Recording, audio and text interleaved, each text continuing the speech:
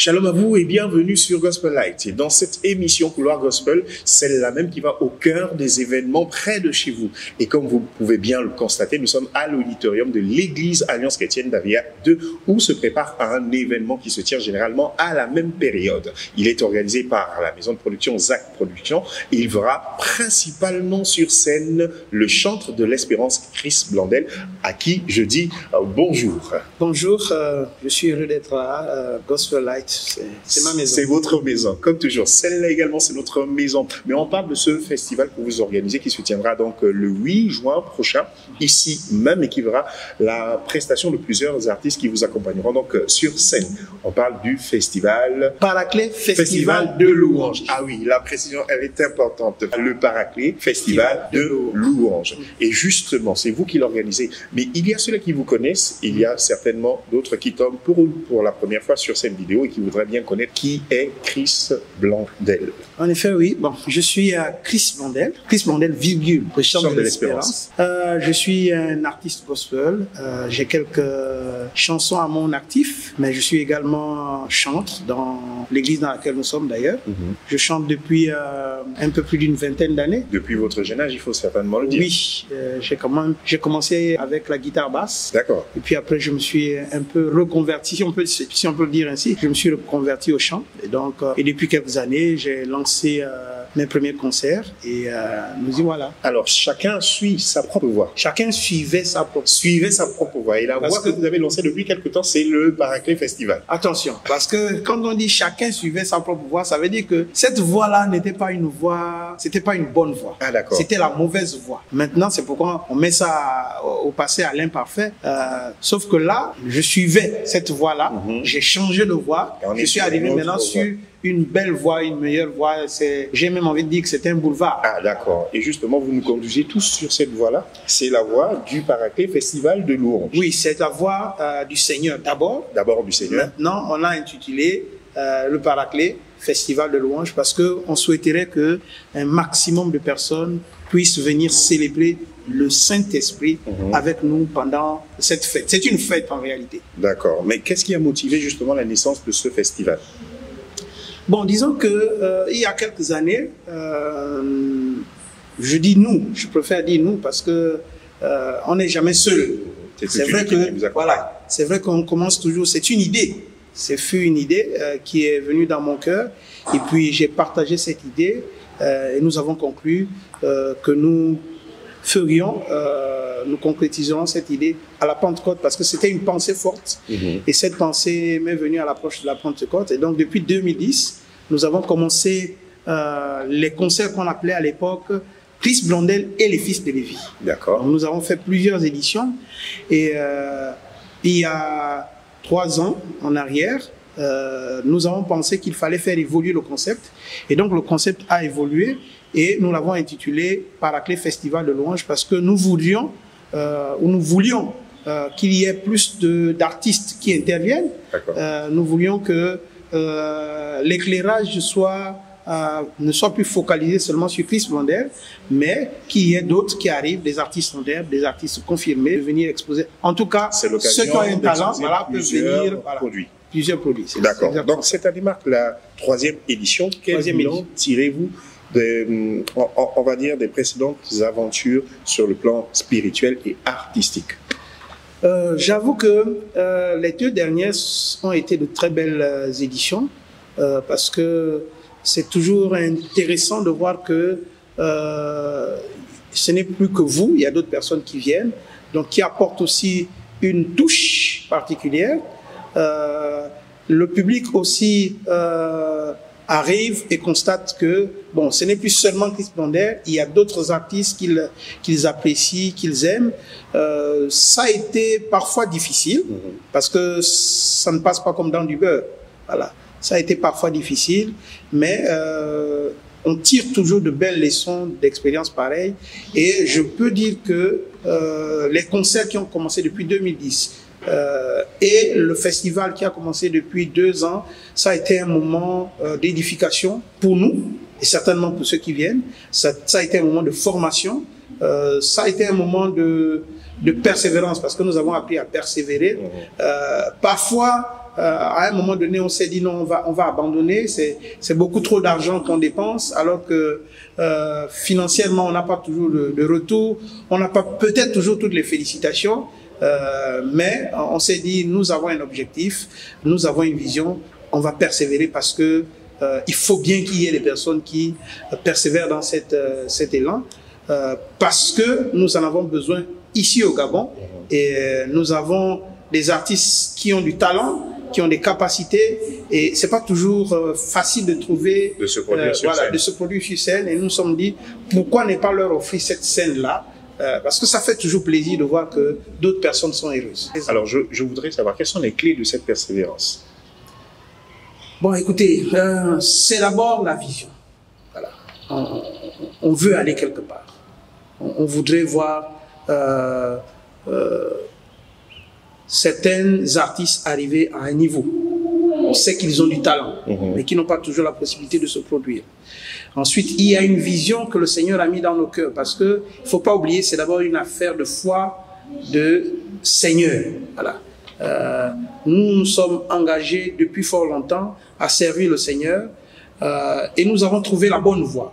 Pour moi, la bonne voie, c'était de me lancer dans le domaine de la louange. Et c'est toujours réconfortant de savoir qu'une personne est venue, qu'elle est venue vous voir après pour vous dire: je suis venu avec telle situation, je suis reparti guéri, transformé, je suis reparti avec une parole, et désormais je vais foncer, parce qu'il y a des gens qui sont au bord, en rive de la faillite, qui veulent tout lâcher, qui veulent tout abandonner, parfois qui veulent même se suicider. Et c'est toujours plaisant de savoir que nous avons contribué, nous avons apporté une parole, nous avons apporté une chanson. Il y a des personnes qui sont heureuses juste parce qu'ils ont chanté une de nos chansons.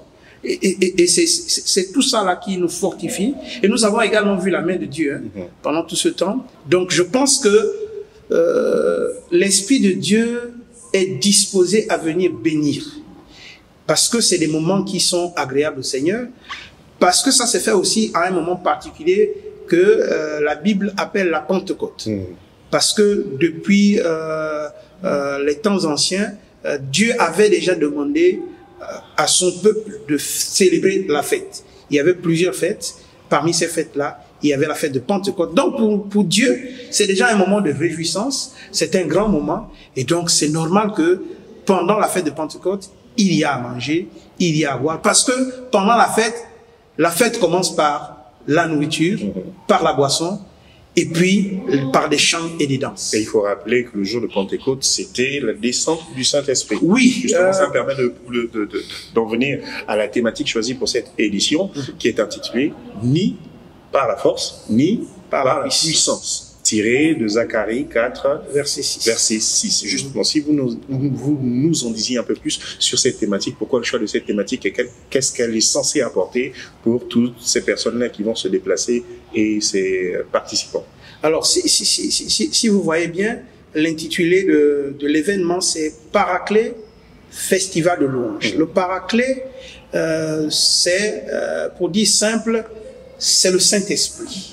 Donc, c'est toujours le Saint-Esprit. Et donc, chaque année, ce que nous faisons, c'est que nous essayons de montrer à la face du public et puis de tous ceux qui peuvent nous suivre une fine facette du Saint-Esprit. Parce que le Saint-Esprit, c'est beaucoup de facettes. Alors, pour que je ne perde pas cette idée, est-ce que ça veut dire que la force et la puissance n'ont pas leur intérêt ou n'ont pas leur place là pendant la célébration, pendant cette célébration? Non, quand on dit ni par force dans la Bible, dit ni par force ni par puissance, mais c'est par mon esprit. En fait, elle voudrait simplement dire, et on parle de Zorobabel, et on parle de la construction du temple, seulement dire, on peut avoir toutes les capacités. Vous savez, vous pouvez avoir toutes les capacités du monde, vous pouvez même avoir tout l'argent du monde, c'est de la force. Quand vous avez du talent, vous avez de la force, même si ce n'est pas forcément la force physique. Quand vous avez de l'argent, c'est de la force, c'est de la puissance. Voilà. Mais pour réaliser certaines choses, vous verrez à un moment donné que votre force et votre puissance ne servent plus à grand-chose. Voilà. Et c'est une façon de célébrer encore le Saint-Esprit pour dire aux populations, pour dire à ceux qui nous suivent, pour dire à ceux qui viendront que vous avez besoin du Saint-Esprit. D'ailleurs, Jésus lui-même, puisque le Saint-Esprit vient de Jésus, voilà. Et il dit, je vous enverrai un autre paraclet. Et il dit même aux disciples, restez à Jérusalem avant d'aller dans les autres villes, jusqu'aux extrémités de la terre. Parce que vous ne pouvez pas aller là-bas sans la force du Saint-Esprit. Et donc, vous avez besoin de cette force-là pour aller évangéliser. Vous avez besoin de ça pour aider à construire les vies. Parce que nous, ce que nous voulons, c'est que les vies soient construites. Parce qu'il y a tellement de vies détruites. Et de notre propre force. Nous sommes peut-être intelligents, mais nous n'avons pas l'intelligence suffisante. Nous avons peut-être des moyens, mais nous n'avons pas les moyens suffisants. Nous avons besoin d'une autre force, d'une force surnaturelle. Et cette force surnaturelle, c'est par excellence la force du Saint-Esprit. Est-ce qu'on peut s'attendre justement ce jour, le 8 juin prochain, à une descente du Saint-Esprit, tel que ça s'est passé le jour de Pentecôte, avec des miracles qui se produiront, des gens qui seront restaurés? Est-ce que ces choses-là sont ou seront au programme? Vous savez, nous n'avons jamais la garantie que les miracles vont se produire. Mais la garantie que nous avons, c'est que nous croyons en Dieu, en un Dieu puissant. Nous croyons que le Saint-Esprit agit encore. Nous avons la foi et nous avons ça à l'esprit. Et la Bible dit que rien n'est impossible à celui qui croit. Et puisque nous croyons, puisque nous avons vu pendant les dernières éditions Dieu se manifester, nous savons et nous sommes convaincus que quelque chose va se produire. Ça veut dire qu'il y a quelque chose que moi-même je n'ai pas. Voilà. Chaque fois. Que nous-mêmes, parfois, on ne constate pas, mais Dieu est là, les anges sont là, il y a quelque chose. Et chaque fois que les anges de Dieu sont là, il y a forcément un mouvement qui se passe. C'est forcément un mouvement de restauration, de guérison, de salut. Et nous prions et nous travaillons pour que ce mouvement-là retentisse, qu'il devienne de plus en plus grand. Parce que ce que nous voulons, c'est un grand mouvement. Il faut qu'il y ait quelque chose en plus. Il faut qu'il y ait le Saint-Esprit. Et justement, il faut aussi que les personnes qui participeront ou qui seront sur scène avec vous soient des personnes remplies du Saint-Esprit. Et je vais vous poser la question, vous avez choisi des artistes pour vous accompagner. Ce choix n'a pas été fait au hasard. Non, ce n'est pas un choix fortuit. En général, nous nous retrouvons, je propose, et nous nous retrouvons avec le comité d'organisation pour valider les artistes qui sont choisis. Et généralement, nous choisissons en fonction du témoignage de la personne, voilà, de comment elle se comporte au quotidien, que ce soit à l'église ou hors de l'église, dans son église, parce qu'il n'y a pas que les personnes qui viennent de notre église. Vous allez vous rendre compte que c'est des personnes qui viennent de plusieurs églises. On peut citer parmi lesquelles Mère Malou. Voilà. Mère Malou qui vient d'une autre église. On peut citer même des personnes qui ne sont pas à Libreville. Par exemple, Betty Onanga, c'est des personnes qui viennent d'autres villes. Et donc souvent, nous regardons déjà le témoignage, mais nous regardons aussi l'impact qu'a cette personne-là. Parce que tout naturellement, nous n'impactons pas de la même façon, au même niveau. Alors, le chiffre 3, je vais y arriver, le chiffre 3, c'est un chiffre important. Et c'est la 3e édition. Qu'est-ce que vous attendez de cette édition et de tous ceux qui seront là? Quelle attitude? Qu'est-ce que vous leur donnerez? Je pose cette question. Vous avez certainement un souhait que vous souhaitez exprimer. Alors, le chiffre 3, c'est un chiffre intéressant. C'est un chiffre qui me plaît beaucoup. C'est un beau chiffre parce que il permet de produire. Je fais allusion à Dieu. C'est-à-dire que Dieu le Père, Dieu le Fils, Dieu le Saint-Esprit. Il n'y a pas Dieu sans Jésus. Il n'y a pas Dieu sans Dieu le Père. Il n'y a pas Dieu sans le Saint-Esprit. Donc ce que je voudrais dire à ceux qui nous suivent, c'est nous vous attendrons nombreux. Surtout, ne venez pas seuls parce que la grâce est disponible. La grâce est disponible. Arrivez le premier. Venez parmi les premiers parce qu'il y a toujours une bénédiction spéciale pour les personnes qui arrivent les premiers. Vous savez, quand vous arrivez dans un espace, dans un terrain où vous êtes le premier, en réalité, la nature même vous donne le choix de prendre l'espace que vous voulez. de choisir les meilleurs morceaux. Voilà. Donc venez nombreux. Nous sommes encore à la 3e édition. Ce sont les premières éditions. Venez parce que pendant ces premières éditions, il y a certainement les meilleurs morceaux. Et les meilleurs morceaux, c'est pour ceux qui viendront les premiers. Ne venez pas seuls, venez avec vos familles, venez avec vos enfants, vos cousins, vos amis. C'est un moment, ça sera un moment waouh. Il a dit, ce sera un moment waouh. Entrée libre, je le précise, avec plusieurs prestations. Gladys O, Mère Malou, Betty Onanga, Chris Mandel qui est présent et qui nous fait donc l'honneur de nous accueillir ici.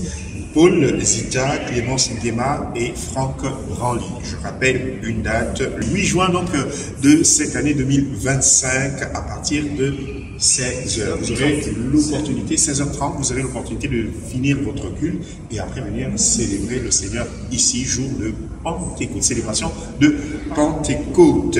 Vous ne serez pas déçus, faites le déplacement donc la date. Et y a-t-il un numéro de téléphone pour les personnes qui voudraient avoir plus d'informations? Ben écoutez, le numéro est simple, c'est 066. C'est un numéro WhatsApp, c'est 03, c'est 11, c'est 55. C'était Libertis, donc vous mettez 066. 03 11 55, c'est facile à dire. Quelle belle présentation. Je vous céderai même ma place.